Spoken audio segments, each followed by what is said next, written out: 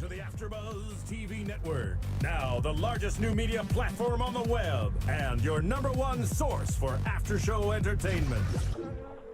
Very good, Dean. Johnson.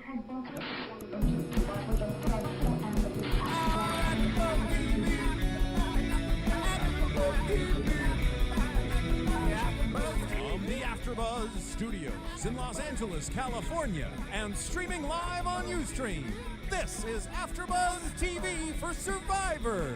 We'll break down tonight's episode and get you all the latest Survivor news and gossip. If you'd like to buzz in on tonight's show, you can buzz us at 424-256-1729. That's 424-256-1729. And now, picking up where the show leaves off and the buzz continues, it's AfterBuzz TV for Survivor. Well,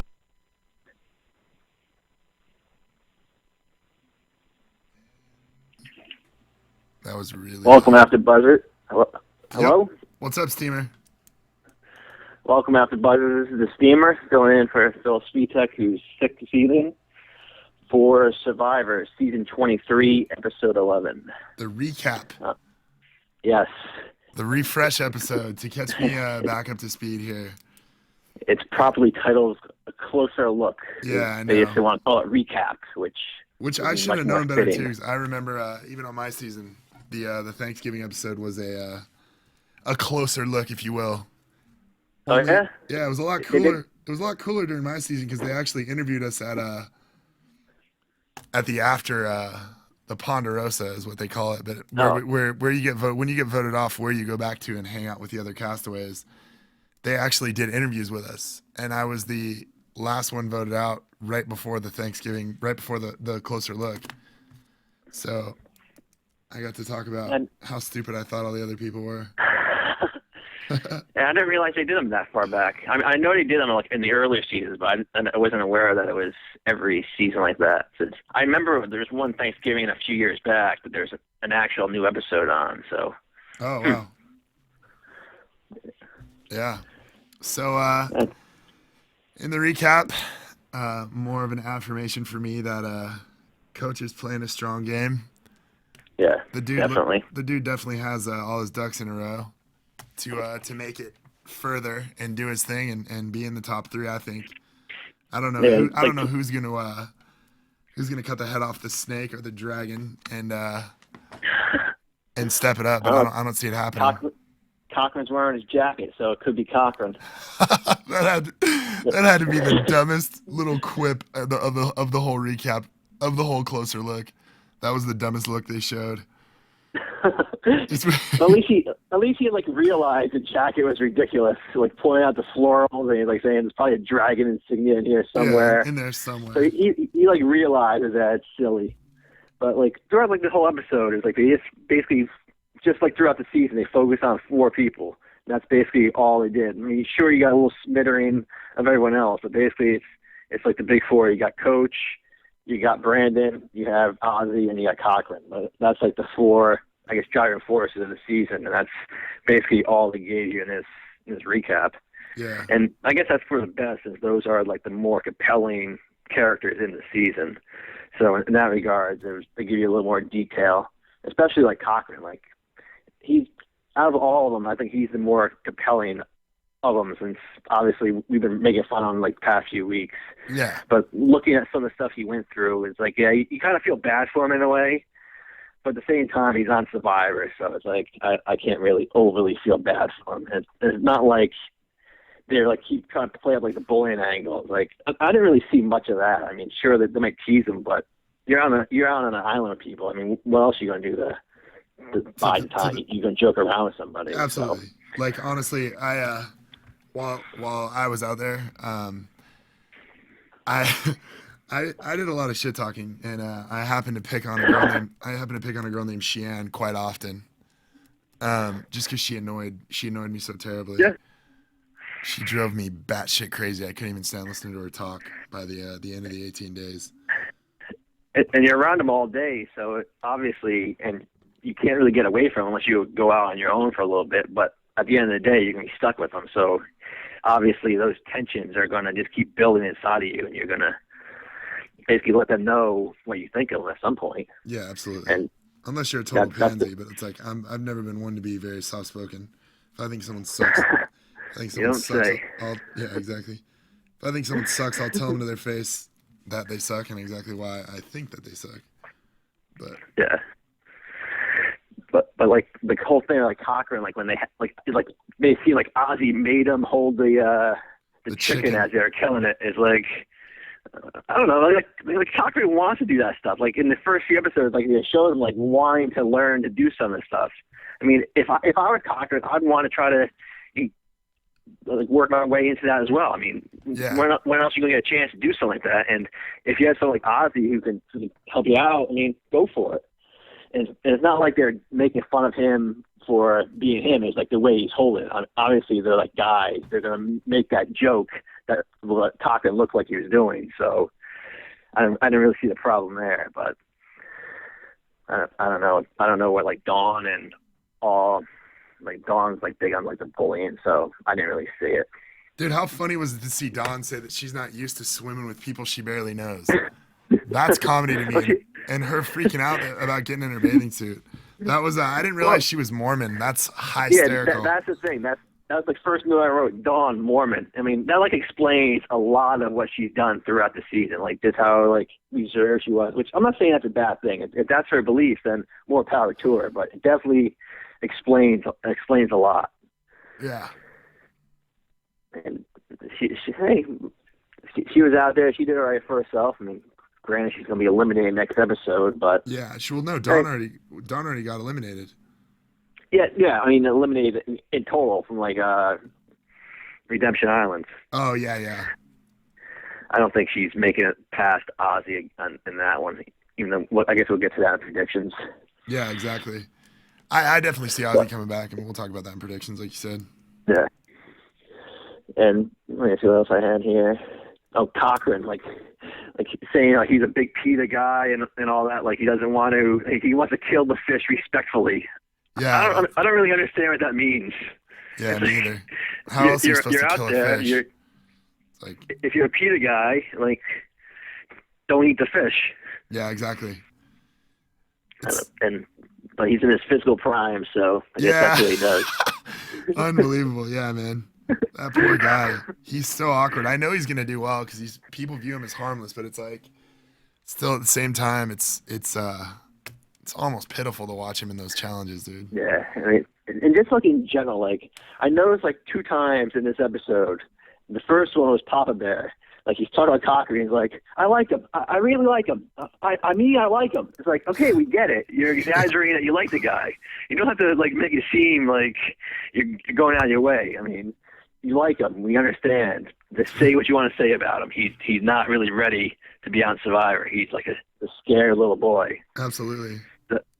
But that's Papa Bear for you. I also didn't realize that Brandon was only 19. Wow. Did you also realize that his uncle played the game before? It's still so funny when they introduce him. It's like Brandon. Instead of having a profession, it says Russell Hands' nephew. That's still that's so hilarious to me. It's just the way it is. And to their credit, they didn't really focus on that too much in this episode. So it seems like they might have gone away from it since Brandon's in his own world of crazy at this point. Yeah. So it's like they don't really need to rely on Russell. So I guess we're just stuck with the goofball, overly religious Brandon. Yeah, seriously. In your season, did you really see anybody like constantly like refer to God or anything along those lines? I mean, I hate to admit it. Somebody that I was pretty fond of, like one of my good friends out there in the game, Jed Hildebrand. He's a dentist now. He's a very intelligent kid, pretty physically fit, like decent looking dude. He was a strong competitor too. He's a good dude, but he brought a frisbee with him as his lecture item, and he wrote prayers on the inside of the frisbee. Which, dude, I didn't knock him for it. Like he definitely, but he 100%. You know, when we were voted off, he read the Bible a lot, and it was his thing. He's very, very like into his faith and his Christianity, which is cool, man. I mean, it's like I said, it's not for everyone. It is what it is. Yeah. I mean, if it's like genuine, then good for him. I mean, if he wants to believe in that, who am I to tell him not to? But I mean, like some of the stuff like you're seeing Coach and Brandon, it's just like just over the top and to the point of like it's a character. Yeah, it's pretty annoying. Praying for stuff and yeah, no thanks. But getting back to your story a little bit, which luxury item is better, the frisbee or the skateboard? Honestly, man, obviously the frisbee. We threw the frisbee a couple times. We spent a couple different days like where we were like, hey, let's go throw the frisbee around, and it was entertaining. But yeah, my skateboard. Did you get any use of the skateboard? Purpose. I sharpened like twigs with it and with a grip tape, and I used it to keep my head out of the dirt the first couple nights before we built a shelter. But honestly, dude, it was such a stupid. I mean, now as an adult, you know, 8 years later, more of an adult, I should say, I would have been like, there's no possible way that you guys are making me bring this fucking skateboard with me. But at the time, they were like, oh, you should bring your skateboard. Yeah. And I was like, oh, Jesus. Not realizing, in the grand scheme of things, that I would look like a complete halfwit, which... Which you did a good job of doing, since that's what I thought, too. I'm like, this guy brought his skateboard. Yeah, what a dumb fuck. Yeah. Yeah. But, hey, you went out there, played it, and good for you. I couldn't do it. I couldn't. So... You couldn't do who am I to say? You couldn't play the game, I mean, you don't think? I think I could, like, as I tell Phil, like, the other week, like, I could play, like, the actual game, but, like, the Survivor stuff, I don't know. That's where I might go. I would think I'm better than Cochran, but I don't know. I don't know if I'd be able to survive out there for all those days. What's funny is that's the one thing that would hold me back. I'm like the opposite. I never played the game. I just, like, kind of hung out. That's the way it came off on TV. Is like you were just there to be there. Yeah, which was like pretty much. I got out of it what I wanted to, and it was like. Yeah. I mean, you'll hear me be a little bit spiritual, but as far as like me knowing myself as a person, what I'm capable of, it was monumental in shaping, I guess, who I've become. It really taught me a lot about myself. I guess once you figure what you're capable of when you have absolutely nothing, like it's pretty eye-opening. Like you could definitely come home and look at all the little stupid problems that you have and kind of put stuff in perspective. Yeah, and we saw that like in like the last episode you're in there. It's like you're getting more of a grasp of why you're out there. Absolutely. And that kind of change. It's always good to see. Like so someone like okay, he gets it now. And it looked like you did. And unfortunately, it came at that point when you were on your way out. But what's cool is Jeff Probst that night said, so your tribe's finally united, and the person who brought this unity about you is the one you guys voted off. So it's like, it's the way the game works. But the funniest thing is when I was voted off, Mark Burnett, I had to walk back through tribal council, and he's like, we should just crucify you right here. Like he was making fun of me. Because I pretty much, you know, like I'm a pretty positive person. I would say that they chose not to show that early on in Survivor, but you know, every night I was the one like, you guys, you know, we're one in, you know, however many 100,000 people that applied to do this. Yeah. You know, no Americans ever set foot on this national park. Like this is pretty remarkable. And I was always, you know, it was very humbling for me. And I would always remind myself and remind my tribe that, you know, we should be extremely thankful to have the opportunity. Because when people would bitch about stuff, I was just like, man, I would be home right now chasing after some random dumb bird in Scottsdale, Arizona, and now you're out there chasing after Cheyenne. Yeah, now I'm out in the brush chasing after a girl that I would rather kill myself than spend 20 minutes with. I swear, it's You're pretty not pulling funny. your punches on her. No, the funniest thing though is I actually saw the Survivor. You know, Survivor's been around now for 12 years, but at the 10-year Survivor reunion, my show wasn't 10 years ago, but the first season was 12 years ago. So a couple years ago, they had the 10-year reunion. It's pretty cool. It was actually the first finale that I've gone to. I'm actually thinking about going to this finale. I need to figure out who I need to reach out to because Survivor's previous castaways get invited to all the finales if you want to come. So I'm thinking about reaching out and getting invited, or inviting myself and just crashing the party and being a total dick. But I'm sure you can sneak your way in. yeah, I'm definitely gonna go to this party, dude. My season finale wrap up, like our party was free booze and free food, and it was amazing food and amazing free booze. And the 10-year reunion one I went to was sponsored by Patron and Ultimate Vodka.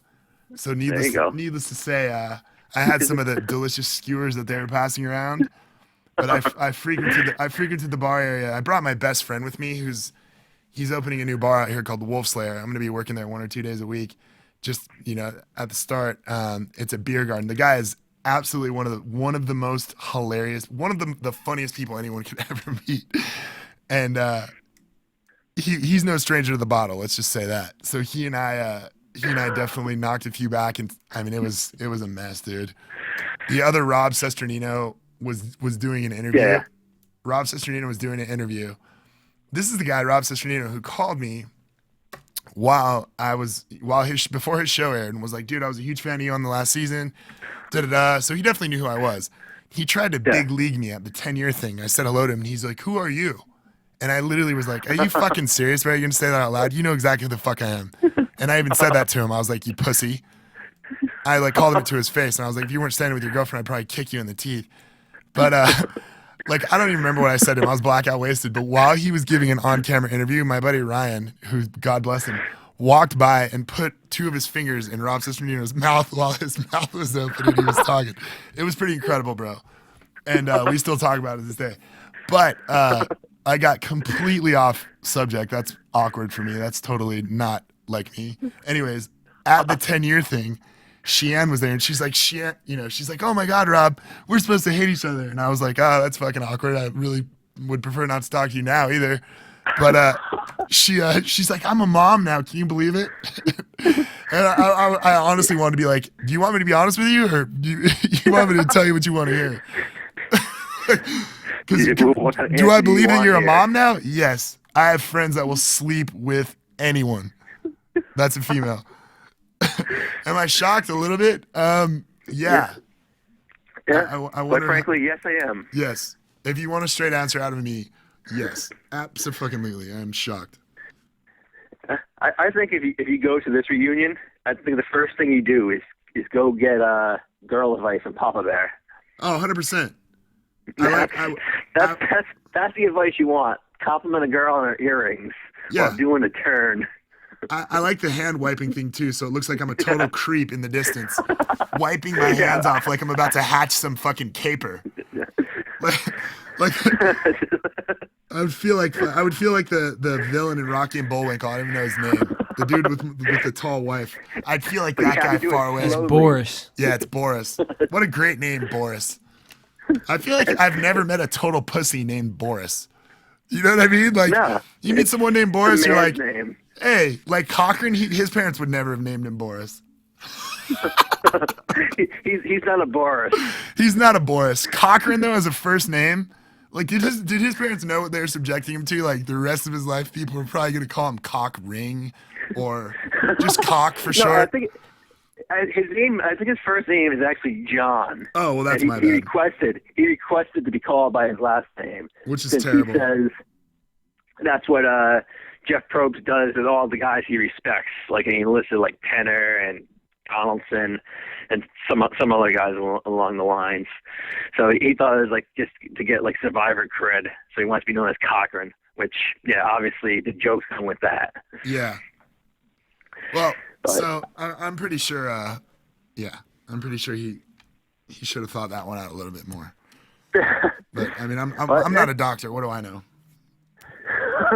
That's Cochran for. He doesn't care what he shares, as we learned in his conversation with Elise when she was on the hammock. Did you catch that one? Oh my God, kindergarten story. Dude, would you ever? Okay, I have a friend who will walk in the room when there's girls in the room and be like, God damn, dude, I just took the most gnarly shit. And I'm like, dude, stop. Just shut up. Like, I'll have to stand up and be like, Chris, stop. Yeah. Don't say another word about it. We understand. We're adults. Don't talk about bowel movements with me. I'm a fucking grown-ass man. I don't want to hear about another man's shit, and I don't care. But, dude, could you imagine the fucking horror of that poor girl? Even if an attractive girl told me that she fucking took a grumper in her pants and then proceeded to sit in it and have the poor teacher fucking sniff her out, I would be terrified. I would never think about what she looked like with her clothes off because I would think that once her clothes came off, there'd still be poop in there. And seriously, she was lying on the hammock, and Cochran was like leaning over. It was just dude, creepy. like a very leisurely afternoon. He's like, "Oh, so you're laying in a hammock?" When I was in kindergarten once, I shit my pants instead of going to the fucking bathroom.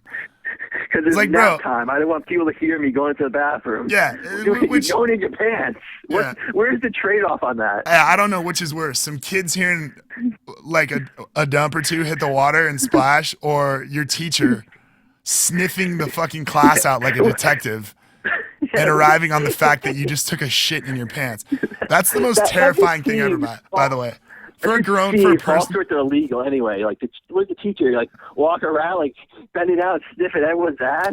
I mean, that can't be right. Yeah. The poor teacher's like, she could have singled them out in a different way. Like, hey, everyone, let's go outside and play tag, except Cochran. Hey, everyone, let's go. We have a field trip to the gymnasium where we're gonna play dodgeball. But Cochran, your mom's here to pick you up from school. Yeah. The poor kid. I think it'd be obvious to spot that as Cochran. Just have him stand up, and whoever you see this shit dribbling down their leg, that's the guy you're looking for. He's doomed from the start. If that's the kindergarten story, like my kindergarten story, I would tell you, like 100% in kindergarten, like I would smuggle stuff into school. Like I'd bring a toy from home and I'd play with it all day. I remember this shit. I remember having Clash of the Titans toys, and I'd like trade one of my toys to one of my friends. And I'd make little hustles, man. I had little moves going on. There was already girls that I thought were cute, in my little kindergarten days. All I wanted to do is high five them and maybe tell them how they smelled weird. But my heart was in the right place for those days. I wasn't shitting my pants and then shamefully fucking sitting in it. But I mean, I think the worst I do is like I ate paste. Oh, like, for sure. The girl. Everyone's eating glue. That paste was tasty. I don't care. I mean, I was only 5 or 6, but that shit was good. Yeah. And, if I had it here, I'd eat it now. Absolutely. I'd put it between 2 pieces of bread and just make it a party, bro. Yeah. I might do that when I go home. I wouldn't shit my pants on purpose. Not a chance. The thing that killed me about him telling that story is he had the option in kindergarten and knew. He's like, instead of listening to everyone, and he told the story so leisurely too, like, oh, so you're in a hammock. As a matter of fact, one time I wasn't in a hammock. I was in a kindergarten classroom, and I was in kindergarten, in fact, and I shit my pants instead of using the restroom. Wow, that's a fucking whopper. That's an awkward story, Cochran. I couldn't imagine get out of this one. I couldn't imagine telling that story to another dude because the guy would be like, "What the fuck?" He'd probably point fingers and laugh. But could you imagine telling the girl's attractive too? The chick he's talking to in the hammock, is a good-looking girl, and he's telling her before she has any other opinion of the guy that now her opinion of him is, oh, that's the guy that fucking the first time we had a conversation told me he shit his pants in kindergarten. Oh my god. That's Cochran. It's like this is another example of why he shouldn't be out there. I mean, he doesn't have. That's just Cochran for you. And let's move on a little bit to talk about Coach. Yeah. He had a few gems in this episode. Yeah. I think I don't know which one I like more: him eating the pork fat, or him getting all worked up over some scoops of sugar. Yes, both of those. I definitely paid attention pretty intently to both of those things. The scoops of sugar thing. Both of them sum up Coach like so good. What? I'm sorry. What'd you say? I think both of them, like they both sum up Coach pretty well. Like just like the anal retentiveness of the sugar, and then just the assholeness of eating the pork fat to make Michaela sick. Yeah. What I don't understand though is why did they save that pork fat? At all. Oh, they saved it. Were they going to fish with that pork fat? Is that what they saved it for?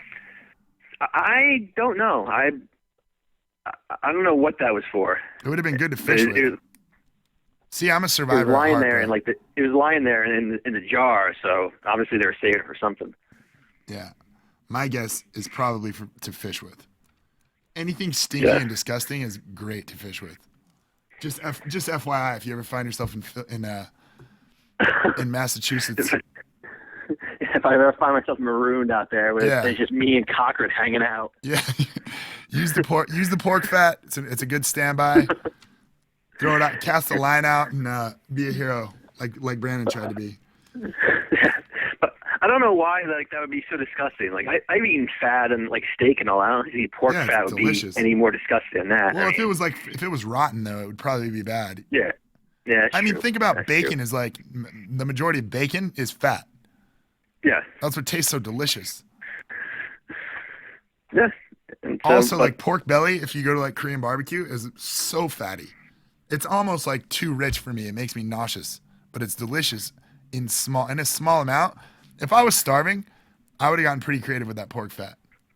Had it not been rancid, if it wasn't rancid, everyone on that island would have thought that I was the mayor for a little while. They would have been like, man, coconut, thin slices, like tedious, a tedious task of making these thin slices of coconut and then frying them in pork fat. This guy's a genius. I would have been like, yeah, I learned that on my Korean barbecue days. Came up with that myself. Yeah, I just, I'm a culinary genius, just so you guys knew. You should keep me around. Don't vote me off yet. I might surprise you. And we go from that to the sugar. And Yeah. I don't know, because I've never really been in a situation where like food is like down, like you're rationing it that much. Well, if you I remember, still don't see what the big deal was. if you remember my season, they played up the whole banana thing, even though I was the person who pretty much won the bananas. Yeah. They played it up that I ate a bunch without asking, which was not the case. Actually, none of them were fucking ripe enough for me to have more than like one a day. Anywho, our bananas were like our staple. It was one of the things we won, one of the things that was around. Yeah. That we, were guaranteed to have that we could eat that wasn't coconut, and they were good. Like, I'll be honest, they were delicious. It seems like normal food. It's not like you're eating some random exotic crap that's like the specialty of like the island. Like you're eating bananas, which is like a normal food. Yeah, absolutely. So I could see him being frustrated about, they have a limited amount of sugar, but the fact that he like hawked over her, maybe she wasn't even thinking about it. You know what I mean? Yeah. She's so selfish. That just goes to show you. It's like, bro, pump the brakes for a second, dude. Maybe she has a stomach ache because she ate so much pork. She's been blowing mud all night, and she needs to fucking make herself a cup of coffee. And she's not really thinking too much about their lack of supplies at home. Yeah, I'm sure ration out the sugar. Yeah, I'm sure at home she's used to putting as much sugar in her coffee as she wants. And then coach is like, I drank 6 cups of coffee this morning. I only put 5 teaspoons in combined. It's like, why are you drinking so much coffee, guy? Yeah. How about stepping back a little bit? I made 8 cups Save of some coffee. for the rest. Well, yeah. What about you hogging all the coffee beans, dick? Yeah. Coach, what Where a were you on that one, Dragon Slayer? Yeah. what a dumb nickname. It's funny though, Steamer, like when someone like tells me what to do in a stupid way, I'm like, well, thanks, coach. Which is so funny. Like we'll have people over and they'll be like, hey, can you turn the volume up? Like we're watching Monday Night Football and I'll be like, their remote will be in front of them and I'll be like, yeah, sure, coach. It's just funny. I call people coach all the time and it's not me being polite in any way.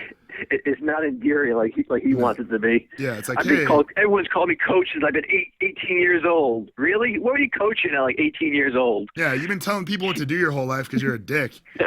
Basically, it doesn't make you a coach. Yeah. It makes you an asshole. It makes you an asshole, exactly. And- People have been calling me coach since I was 18 years old. So you've been a complete dick since you were 18. Man. Yeah. Just saying. Calling yourself coach doesn't excuse the behavior. And never. Not even on a good day. Like. And shifting from coach a little bit, let's get into him and Brandon. Like they had the whole scene where Brandon like walks up to him a little awkwardly. Can I get a commitment from you, coach? Yeah. And he's like, yeah, you have my word. Really? It's like something like you see like a bad like dating show. Can I get a commitment from you, coach? Like some awkward. The poor dude is like, I really like you. Could we do this date again? It was like so pitiful. Dude, honestly, I don't know where Brandon, where his game strategy is. I mean, I know where his head's at. He's paranoid. He knows nothing of the game. Yeah. And he's like, well, this dude looks like he knows what the fuck he's talking about. I should probably try to be homies with him.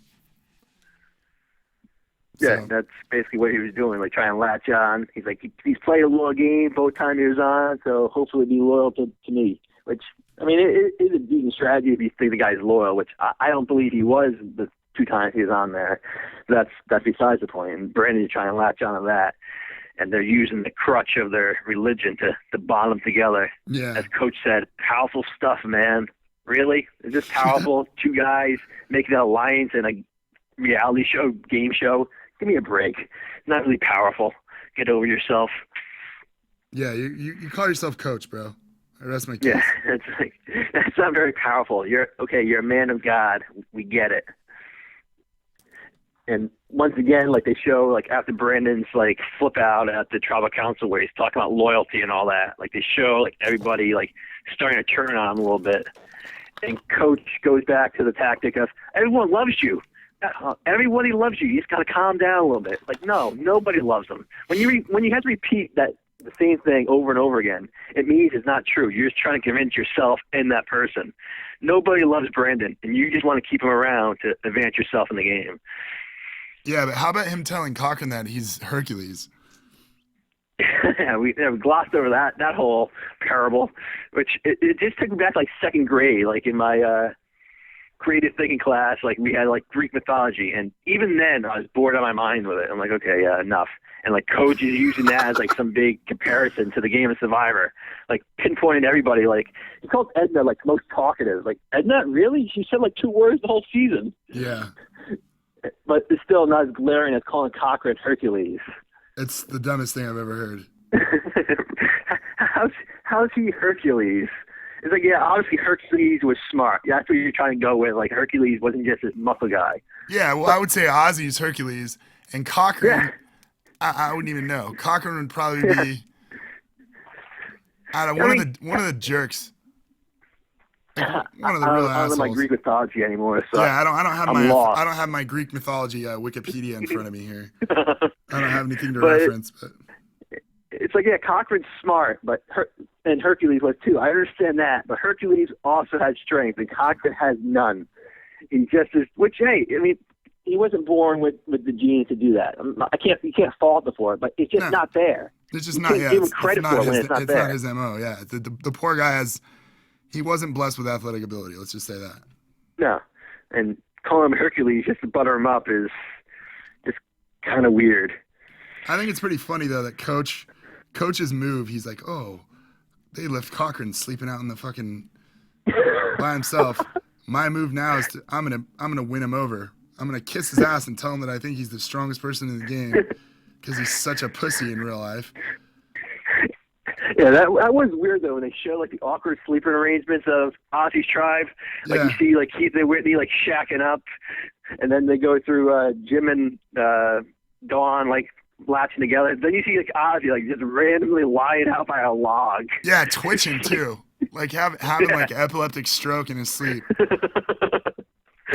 How the hell do you comfortable like that? I mean, obviously, like Coach called him like a beach bum, which obviously I'm sure he is. Like I don't think he really gives a crap. But how can you be comfortable lying out there like that? I slept out by the fire every night, but I also would pull embers out of the fire and bury them, and then sleep on top of them for warmth.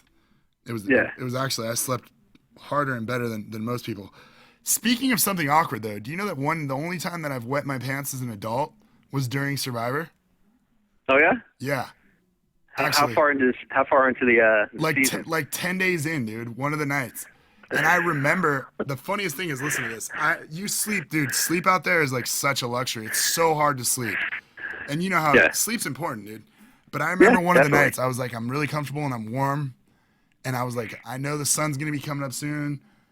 You know, I felt like I'd been asleep for a number of hours, and I was like, man, I was in my filthy ass clothes anyway. I was just gonna walk into the ocean and rinse them off. And I remember I was like, I need to get up and go to the bathroom. I was like, I need to get up and go to the bathroom. I don't care if, I can fall back asleep with enough time before the sun comes up. I need to get up and go to the bathroom. I remember consciously thinking this over and over and over again, and then waking up like however long later, and I had pissed myself. And I was like, God damn it. But I mean, it's not like I took a shit in my pants and I sat in it and my teacher just covered it.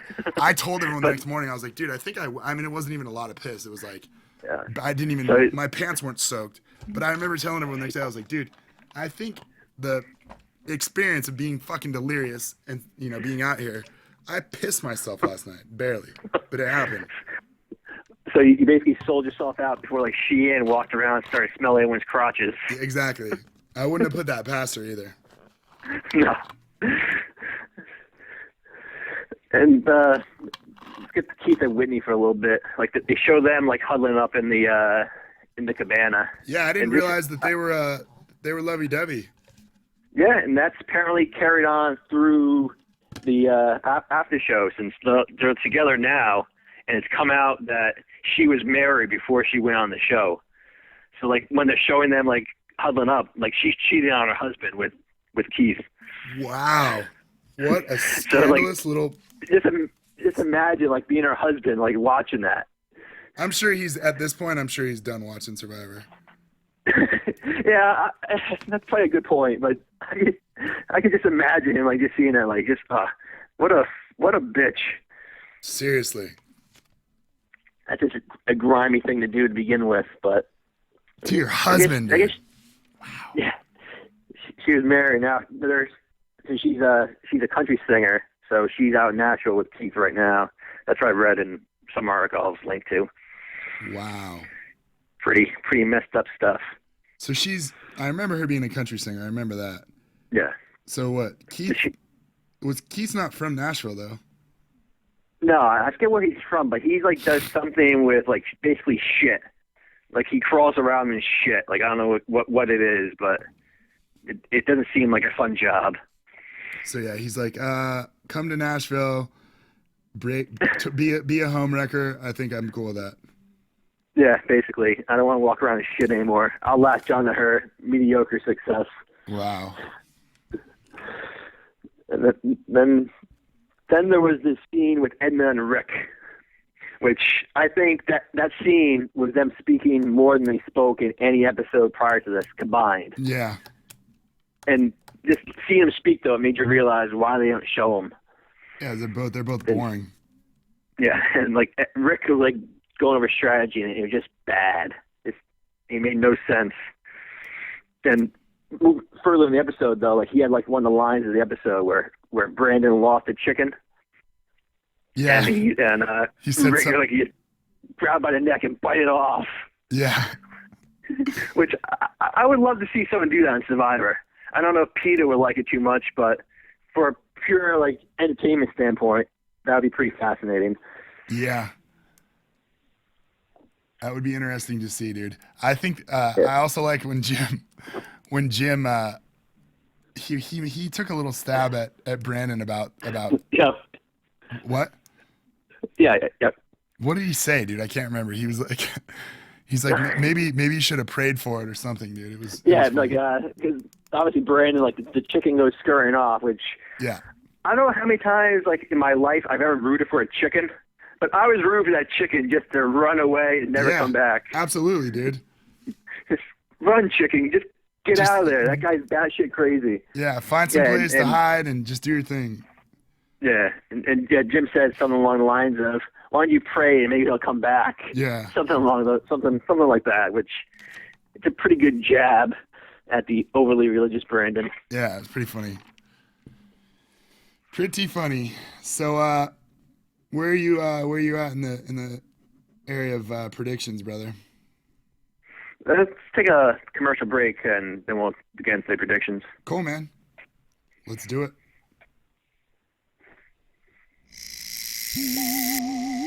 And now, your AfterBuzz TV predictions.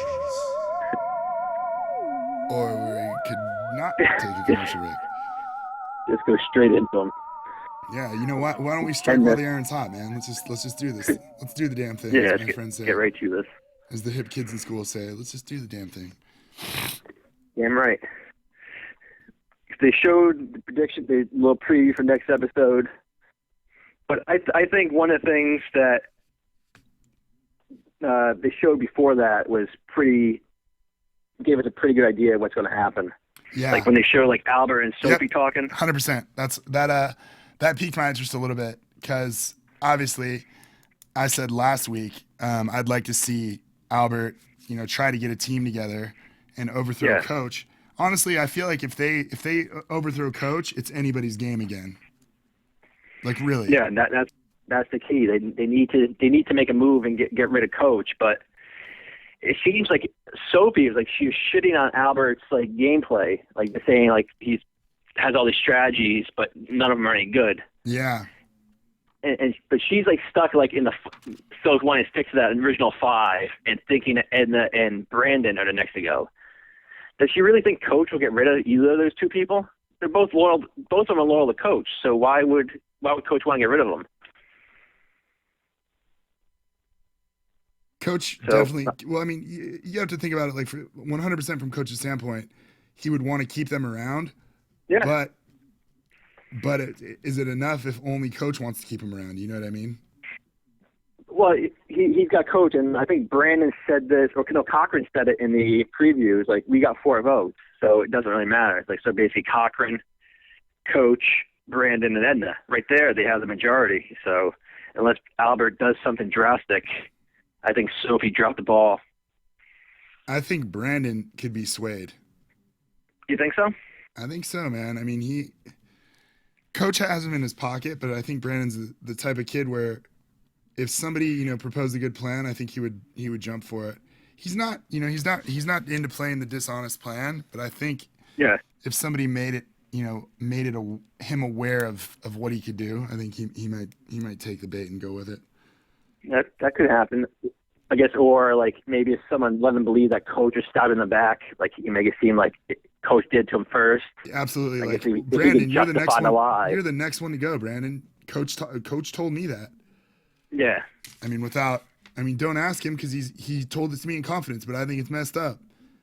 Yeah, that's true. I mean, weave a little tail there and see what happens. It definitely will be interesting, like the last 7 to see where they go. And I guess it all starts next episode once they start having to basically eat their own. Yep. Well, I guess that does it for this episode. Yeah. If you, where can we find you on Twitter, Rob? At Die For What You Love, DIEFORWHATULOVE. It's definitely worth following, and I thank you for joining me and bearing with me tonight in the absence of Phil. Dude, it's all good. We'll have a better show next week. Definitely. Look forward to it, brother. From producers Kevin Undergaro and Phil Svitek, engineer DJ Jesse Janity, and the entire AfterBuzz TV staff, we would like to thank you for listening to the AfterBuzz TV network. If you have questions or comments, be sure to buzz us at info@AfterBuzzTV.com. And you can find us on Facebook or follow us on Twitter by searching for AfterBuzz TV. Guys, so enthusiastic. AfterBuzz TV. Buzz you later. Buzz you later. The views expressed herein are those of the hosts only and do not necessarily reflect the views of AfterBuzz TV or its owners or principals.